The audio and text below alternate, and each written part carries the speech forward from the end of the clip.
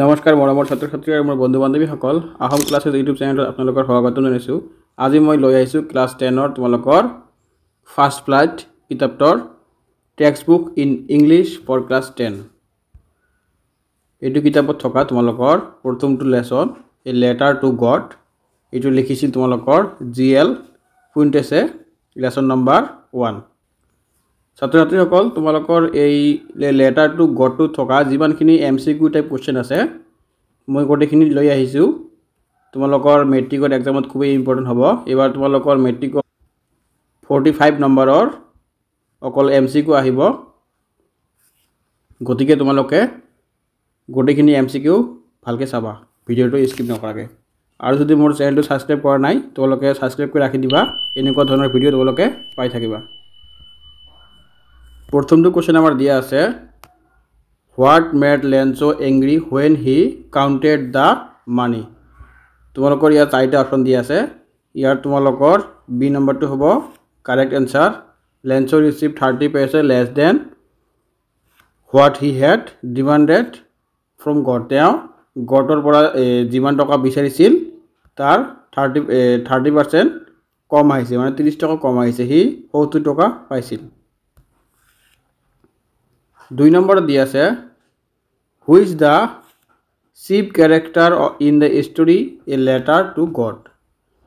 ইয়াৰ এনচাৰটো হ'ব তোমালোকৰ লেঞ্চো। লেঞ্চো হ'ল ইয়াৰ চিফ কেৰেক্টাৰ, মানে মুখ্য কেৰেক্টাৰ কোন আছিল ইয়াৰ? লেঞ্চো। যেনেকুৱা তোমালোকৰ চিনেমাবিলাকত যিজনে হিৰো থাকে যে তেওঁক মুখ্য কেৰেক্টাৰ কয় না, সেই তেনেকুৱা ধৰণৰ এই ষ্টৰিটোত মুখ্য কেৰেক্টাৰ হৈছে আমাৰ লেঞ্চো। 3 নম্বৰত দিয়া আছে, হুৱেৰ ইজ লেঞ্চোছ হাউচ। ছাত্ৰ ছাত্ৰীসকল এইটো খুবেই ইম্পৰ্টেণ্ট তোমালোকৰ কাৰণে, 1 মাৰ্কত এনেকুৱা ধৰণৰ কোৱেশ্চন আহি থাকে 1 মাৰ্কৰ। ইয়াৰ এনচাৰটো হ'ব তোমালোকৰ on the crest of the low hill. 4 নম্বৰত দিয়া আছে, what is the profession of Lencho. লেঞ্চোই কি কৰিছিল, মানে প্ৰফেশ্যন মানে তেওঁ কি কৰি জীৱন নিৰ্বাহ কৰে। ইয়াত দিয়া আছে তোমালোকৰ লেঞ্চোই, আমি সকলোৱে জানো লেঞ্চোই আছিল ফাৰ্মাৰ, মানে খেতিয়ক। তাৰপিছত আমাৰ 5 নম্বৰত দিয়া আছে লেঞ্চো কাল্টিভেটেড, মানে লেঞ্চোই কি খেতি কৰিছিল। লেঞ্চোই আমাৰ ইয়াত দিয়া আছে এনচাৰত কৰ্ণ খেতি কৰিছিল। এইটো খুবেই ইম্পৰ্টেণ্ট, 1 মাৰ্কৰ কাৰণে তোমালোকৰ আহিব পাৰে, চাই ল'বা তোমালোকে।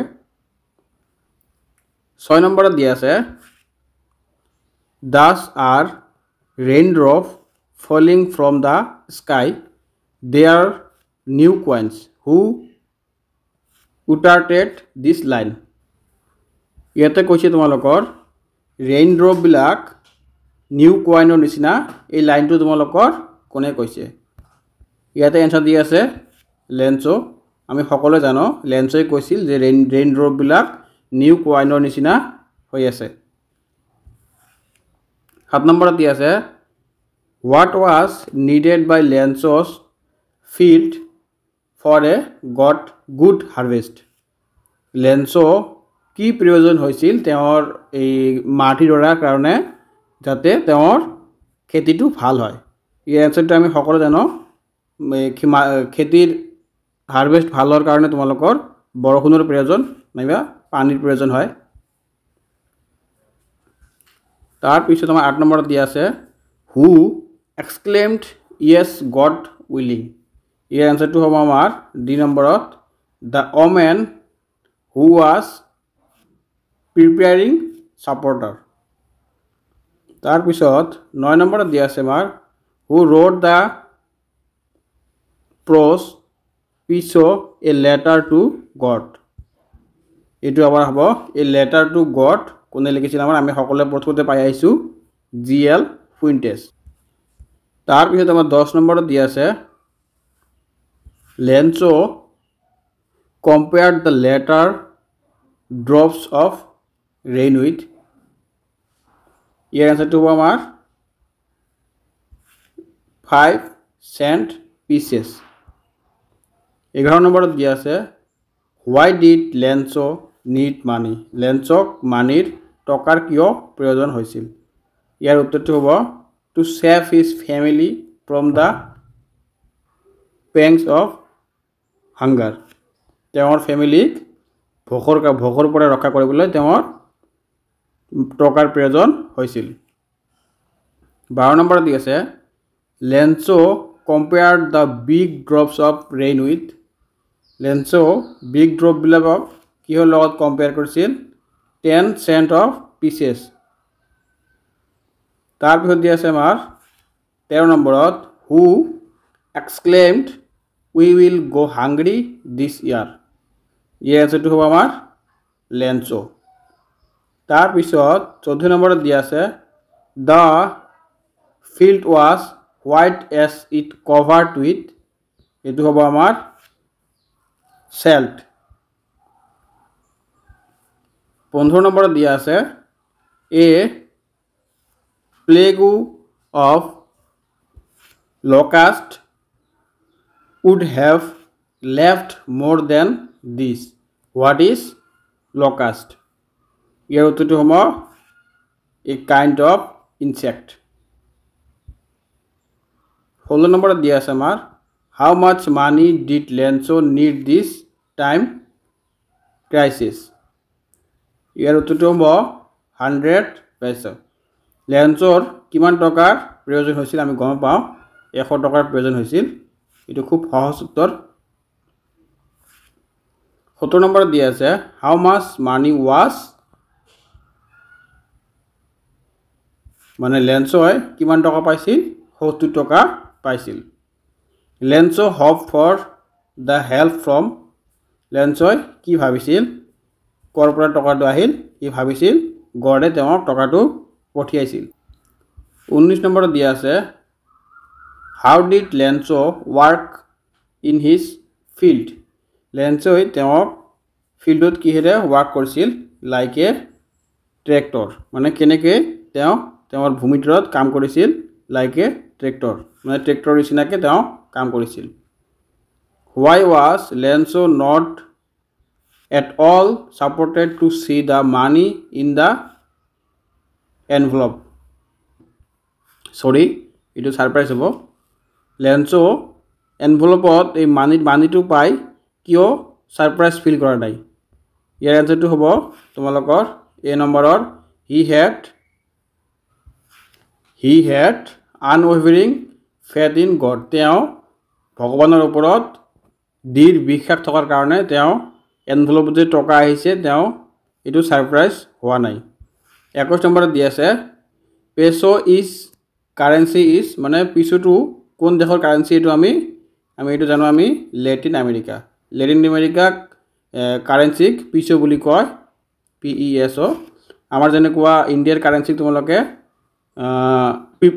ৰুপি বুলি কয় RUPW ৰুপি ঠিক তেনেকুৱা ল্যাটিন আমেৰিকাৰ কাৰেন্সিক আমি পিসো বুলি কওঁ তাৰ পিছত তেনেকুৱা আমেৰিকাৰ কাৰেন্সিক আমি US ডলাৰ বুলি কওঁ ঠিক তেনেকুৱা তাৰ পিছত আমাৰ 22 নম্বৰত দি আছে What did Lenzo think of the post office employee? Lenzo post office employee বিলাকৰ বিষয়ে তেওঁ কি ভাবিছিল ইয়াৰ উত্তৰ দিয়া আছে সি নম্বৰ এ bunch of crocs 23 নম্বৰ দিয়া আছে আমাৰ What was the only one thing that the earth needed according to Lenzo? ইয়াৰ উত্তৰটো হ'ব তোমালোকৰ বি নম্বৰৰ এ downpour or at least a shower 24 number দিয়া আছে What does the story tell about the character of Lenzo? স্টোৰীটোত লেন্সৰ বিষয়ে কি বুজাইছে Lenzo had faith in good মানে লেন্সৰ ক্যাৰেক্টাৰটো কি বিখাইছে ইয়াত তেওঁ ভগৱানৰ প্ৰতি দৃঢ় বিশ্বাস যে আছে এটুৱে এই স্টোৰীটোৰ যোগেদি তোমালোকক বুজাইছে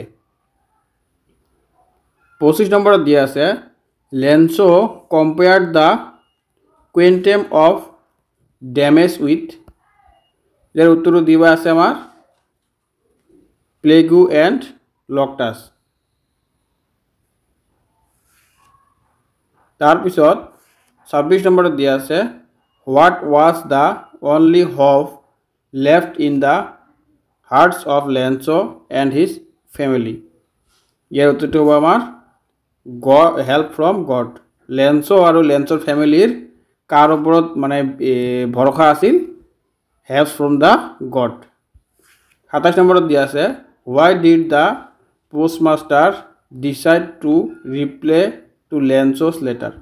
পোষ্টমাষ্টাৰজনে আমি জানো তেওঁ কিয় ডিচাইড কৰিলে যে মই লেন্সৰ চিঠিটো তেওঁক টকা এনভেলপত টকা সোমাই তালৈ পঠাই দিওঁ। ইয়াৰ এনচাৰটো হ'ব এ নম্বৰ to keep intact Lencho's unwavering faith in God. তেওঁ ভাবিলে লেন্সৰ যিটো আনৱেভাৰিং মানে দৃঢ় বিশ্বাস থকা, তেওঁ গডৰ ওপৰত যিটো দৃঢ় বিশ্বাস আছিল এইটো নভঙাৰ কাৰণে তেওঁ এনভেলপত টকা ভৰাই লেন্সলৈ চেণ্ড কৰিছিল। ছাত্ৰ ছাত্ৰীসকল, মই তোমালোকৰ এই MCQখিনি ইয়াতে শেষ কৰিলোঁ আৰু তোমালোকৰ কাৰণে মই যিবিলাক 2 মাৰ্কছৰ 3 মাৰ্কছৰ কুৱেশ্যন আছে মই আগতে এটা ভিডিঅ' বনাই দিছোঁ, তোমালোকে মোৰ চেনেলটোত গৈ চাব পাৰিবা। ধন্যবাদ।